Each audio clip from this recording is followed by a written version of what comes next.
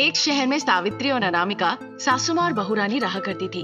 अनामिका बहुत ही ईमानदार police officer थी और बहुत ही शक्ति से अपना कर्तव्य पालन करती थी। वो कभी किसी से नहीं डरती थी। जब ऐसा ही चल रहा था, अचानक पूरी दुनिया एक भयानक वायरस से ग्रस्त हो गई। सरकार ने निर्धारित किया कि लॉकडाउन किया जाए ताकि इस वायरस का आक्रमण कम हो। इस वजह से सरकार ने लॉकडाउन की घोषणा कर दी। फिर अनामिका अपने कांस्टेबल से कहने लगी पुलिस स्टेशन में, लॉकडाउन का फैसला लेकर सरकार ने सही कदम उठाया है। हमें इस बात का ख्याल रखना होगा कि लोग यहाँ वहाँ घूमते नजर ना आए। अगर हम अपनी ड्यूटी अच्छे से करते हैं तो वायरस भी कंट्रोल में आ जाएगा। आज के बाद से हमारा कर्तव्य है इस बात का ध्यान रखना, समझे? फिर वो कांस्टेबल को अपने साथ लेके सड़क पे चली गई। लॉकडाउन की घोषणा होने के बाद भी लोग इस बात का ख्याल नहीं रख रहे थे और वो सड़क पर घूम रहे थे अपनी इच्छा से, वो भी बिना मास्क के। ये देखकर अनामिका से कांस्टेबल कहने लगा, आप देख रहे हैं मैडम जी, कोई भी मास्क लगाना अपनी जिम्मेदारी नहीं सोच रहा है। सोशल डिस्टेंसिंग मेंटेन ना किए हुए वो अपनी मन मर्जी घूम रहे हैं। मुझे तो लग रहा है कि ऐसे लोगों के लिए हमें मेहनत ही नहीं करनी चाहिए। ये हमारी बात नहीं मानने वाले। चलिए हम स्टेशन वापस चलते हैं। सुभाष राव, तुम इस तरह से कैसे कह सकते हो? पहले हमें उन्हें कहना पड़ेगा। अगर फिर भी वो हमारी बात ना सुने तब हमारी छड़ी कहेगी। अगर हम ऐसे ही उन्हें छोड़ दिए तो ये वायरस से हमारी जान चली जाएगी। फिर वो जीप में रखी माइक उठाकर कहने लगी, मैं हर किसी से अनुरोध कर रही हूँ, आप सब बाहर ना निकले। अगर आप बाहर निकलते हैं तो हमें अपनी कार्रवाई करनी पड़ेगी। इस तरह से उसने घोषणा की और जो भी बाहर थे उन सभी को घर वापस भेज दी। दूसरे दिन वो अपनी ड्यूटी करने फिर आई। फिर निडर होकर लोग बाहर निकल आए। ये देखकर अनामिका कहने लगी, ये हमारी बात नहीं सुन रहे हैं, हमें अब लाठीचार्ज करनी होगी। इस तरह से वो अपने डंडे लेकर गए उन्हें डराने के लिए और फिर वहां से उन्हें भगा दिया। वो जाकर सारे दुकान बंद करवा दिए। वहां एक बुजुर्ग महिला जो मास्क बेच रही थी उसके पास आई। अनामिका उन्हें देखकर कहने लगी, दादी माँ, आप कहाँ जा रही हैं इस वक्त? बाहर निकलना सही नहीं है। हर किसी को अपने घर पे रहना चाहिए अभी। मैडम, मेरी सेहत अच्छी नहीं है। मेरा कोई भी नहीं है, मैं अनाथ हूँ। मैं यहाँ पर आई थी लोगों से सहायता मांगने के लिए, पर किसी ने सहायता नहीं की। कृपया आप मुझे अस्पताल ले चलिए। दादी माँ, आप डरिए मत, मैं आपको अस्पताल ले जाऊंगी, ठीक है? फिर वो बिना डरे हुए उनकी हालत को देखते हुए उसे अस्पताल ले गई। इस तरह वो दिन निकल गया। दूसरे दिन जब अनामिका अपनी ड्यूटी पर आई, देखी कि लोग यहाँ वहाँ भाग रहे हैं। ये देखकर अनामिका कहने लगी, कुछ भी नहीं बदला। अब हमें देखकर लोग भाग रहे हैं, पर किसी की इच्छा नहीं है कि वो घर पर रहे, स्वस्थ रहे, सुरक्षित रहे। इस तरह से कहने के बाद वो तुरंत उल्टियां करने लगी। अरे क्या हो गया मैडम जी, आप उल्टियां क्यों कर रही हैं? मुझे भी ये बात समझ नहीं आ रही है। फिर चलिए हम अस्पताल चलते हैं। मैं जाकर आती हूँ, आप दोनों ड्यूटी कीजिए। इस तरह से उसने कहा और फिर अस्पताल चली गई। वहां जाकर उसने अपनी जांच कराई। फिर उसे पता चला वो गर्भवती है। वो घर लौट के अपनी सासू माँ सावित्री को ये बात बताई। अरे वाह, तुमने तो बड़ी अच्छी खबर दी है। मैं बहुत खुश हूँ।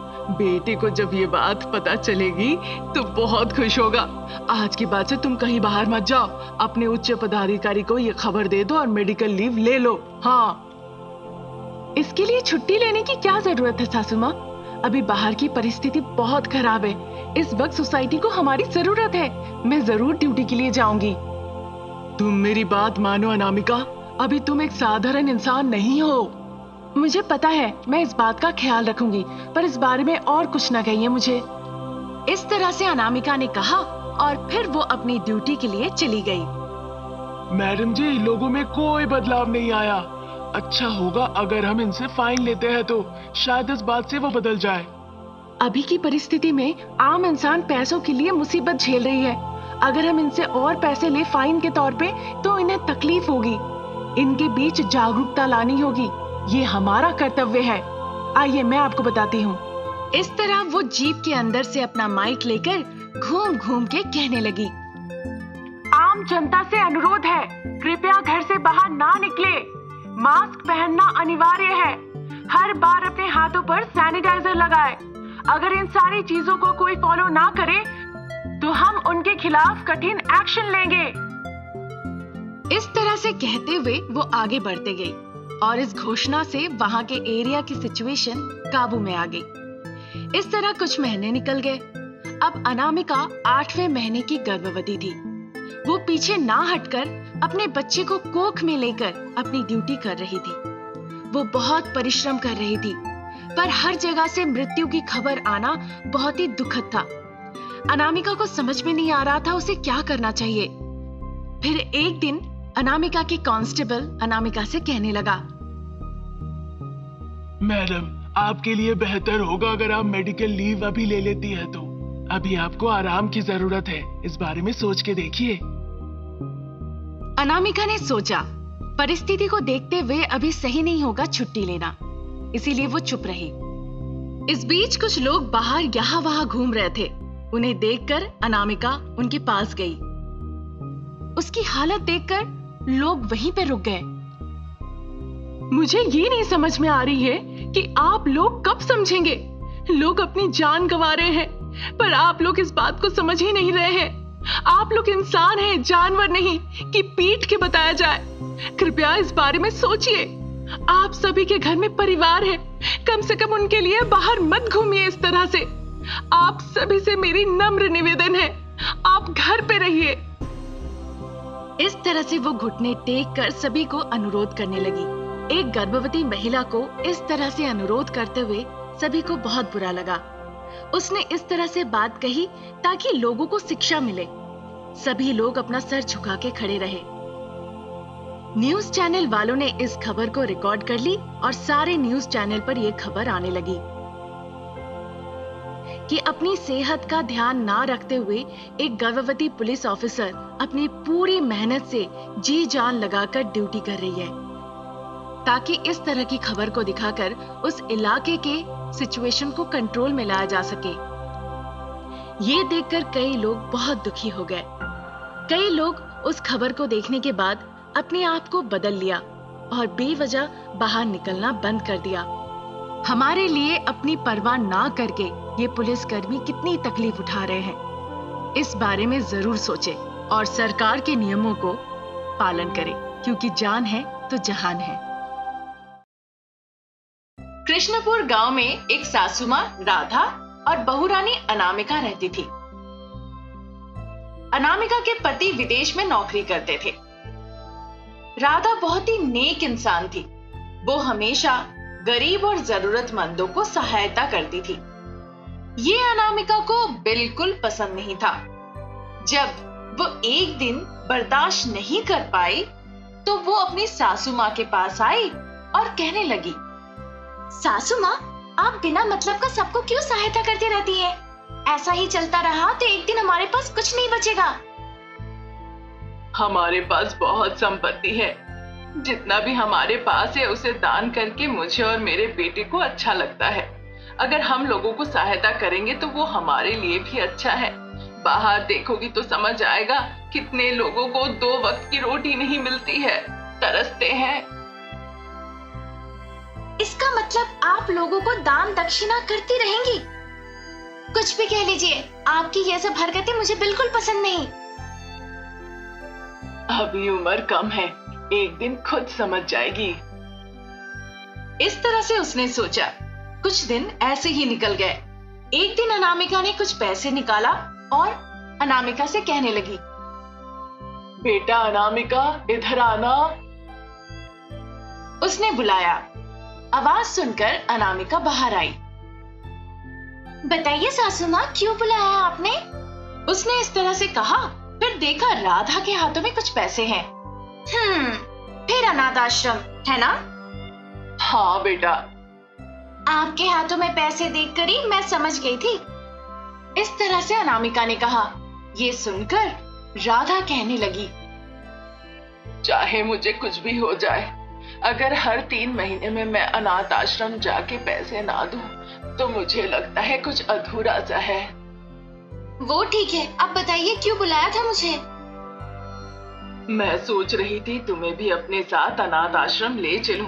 तुम वहाँ की परिस्थिति देखकर समझ पाओगी कि मैं ये सब सही कर रही हूँ या गलत। चलो एक बार साथ चलो। राधा ने इस तरह से कहा। उसकी बातें सुनकर अनामिका भी ना नहीं कह पाई। वहां की परिस्थिति देखने के लिए अनामिका राधा के साथ चली गई। दोनों पैदल चले जा रहे थे।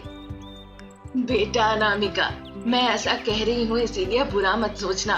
अगर मैं जिंदा रहूं या ना रहूं, तुमसे जितना हो पाए अनाथ आश्रम में जाके जरूर दान करना, राधा ने कहा। उसकी बातों पर अनामिका ने जवाब नहीं दिया। इस तरह जब वो चलकर जा रहे थे, उनके सामने से एक बड़ी सी बस बहुत स्पीड से आई। बिना देखे वो पैदल जा रहे थे। जब वो अनाथ आश्रम पहुंचने ही वाले थे, वो बस आकर उन्हें धक्का मार दी। ये देखकर राधा ने जोर से अनामिका को धक्का मार के साइड कर दिया। अनामिका जाकर सड़क किनारे गिरी। उसका सर जाकर बड़े से पत्थर से टकराया और वो बेहोश हो गई। क्योंकि राधा उस बस से टकराई थी, इसीलिए वहीं की वहीं उसकी जान चली गई। इस तरह एक हफ्ता निकल गया। अनामिका को होश आया। वो हॉस्पिटल के बिस्तर में लेटी हुई थी। उसे कुछ भी याद नहीं था। क्योंकि उसके सर पे बहुत ज्यादा चोट लगी थी, इसीलिए उसकी याददाश्त चली गई थी। इस बीच डॉक्टर साहब वहां पे आए। हेलो, कैसी हैं आप अभी? मैं कौन हूँ? अनामिका ने इस तरह से पूछा। डॉक्टर समझ गए कि वो अपनी याददाश्त खो चुकी है। आप और आपकी सासू मां सड़क से जा रहे थे तो एक बस आकर आप दोनों को धक्का मार दी। आपकी सासू मां ने आपकी जान बचा ली, पर उनकी जान चली गई, ऐसा लोगों ने कहा। इस तरह से डॉक्टर साहब उसे याद दिलाने की कोशिश करने लगे, पर अनामिका को कुछ भी याद नहीं था। मुझे तो कुछ भी याद नहीं। इस तरह से अनामिका ने कहा। फिर डॉक्टर साहब उसकी जांच करने लगे और पुरानी बातें याद कराने लगे, पर कोई फायदा नहीं हुआ। वो जाकर अनामिका को अनाथ आश्रम छोड़ आए। वही अनाथ आश्रम जहां उसकी सासू मां राधा हमेशा दान किया करती थी। इस तरह से अनाथ आश्रम में अनाथ होकर अनामिका अपनी जिंदगी बिताने लगी। कुछ दिनों के बाद बार बार उस अनाथ आश्रम के बोर्ड को देखकर उसे कुछ याद आने लगी, पर उसे ठीक से याद नहीं आ रही थी कि वो आखिर में है क्या। मुझे लगता है सच में मेरा एक अतीत है। मुझे कुछ याद नहीं आ रही है, पर समझ नहीं आता कि वो क्या है। मेरे लिए इस अनाथ आश्रम में रहना बहुत ही कठिन हो गया है। मुझे लगता है कि मैं यहाँ से दौड़ के भाग जाऊं, पर ये नहीं पता कहाँ जाना है। इस तरह वो सोचकर दुखी हो गई। फिर एक दिन अनामिका के पति विजय घर वापस आया। आकर देखा कि घर पे कोई नहीं है। वो बहुत चिंतित हो पड़ा और चारों तरफ ढूंढने लगा, पर उसे कहीं कोई नहीं मिला। कहीं पर भी नहीं मिले। एक दिन अनामिका गई पानी के नल के पास कपड़े धोने के लिए। जैसे ही उसने अपना पैर पंप के पास रखा, उसके पैर फिसल गए और वो गिर गई और उसका सर जाके एक पत्थर से टकराया। थोड़ी देर के लिए वो वहीं पर बेहोश हो गई। थोड़ी देर के बाद जब वाटर पंप से उस पर पानी गिरा तो उसे होश आया और वो चारों तरफ देखने लगी। फिर धीरे धीरे उसे सारी पुरानी बातें याद आ गई और फिर वो कहने लगी, अरे मैं यहाँ पे कैसे आई? फिर उसने अपनी आंखें बंद की और उसे सब कुछ याद आ गई। सब कुछ उसके दिमाग में घूमने लगा। अचानक से उसे अपनी सासू माँ राधा की याद आई। अरे सासू माँ, मुझे बचाने के चक्कर में आपने अपनी जान गंवा दी। पहले मुझे यहाँ से निकलकर अपने पति के पास जाकर सारी बातें कहनी होगी। इतनों दिनों से उन्होंने मुझे फोन तक नहीं किया। उसके बाद वहां से वो अपने घर तुरंत वापस गई। जैसे ही वो घर पहुंची, देखी विजय उदास होकर बैठे हुए हैं। अनामिका को देखकर वो कहने लगे, अरे अनामिका, इतने दिनों से तुम कहाँ थी? ऐसी कोई जगह नहीं थी कि मैंने तुम दोनों को नहीं ढूंढा। जब मैं घर पर फोन करता था कुछ जवाब नहीं मिलता था। चिट्ठी भी लिखी मैंने। इस वजह से मैं बहुत परेशान होकर इंडिया वापस आ गया। माँ कहाँ है? इस तरह बिना सांस लिए वो एक के बाद एक सवाल पूछे जा रहा था। फिर अनामिका ने एक एक बात खुलकर बताई। ये सुनकर विजय काफी दुखी हो गया। इतने दिनों से मैं अनाथ आश्रम में पड़ी हुई थी, अपने घर द्वार संपत्ति सब छोड़कर। अनाथ आश्रम में रहना बहुत मुश्किल है। अब मैं समझ रही हूँ वहाँ की परिस्थिति क्या है, और ये भी समझ में आ रहा है साफ साफ कि माँ क्यों अनाथ आश्रम में दान किया करती थी। आज के बाद से सासू माँ की इच्छा मैं पूरी करूंगी। उसने इस तरह से निर्णय लिया। फिर जितने पैसे उनके पास थे वो छोटे छोटे अनाथ आश्रम में जाकर दान करने लगे। ये देखकर विजय बहुत खुश हुआ, क्योंकि अब अनामिका उसकी माँ की जगह पर जाकर अनाथ आश्रम में सहायता करने लगी थी।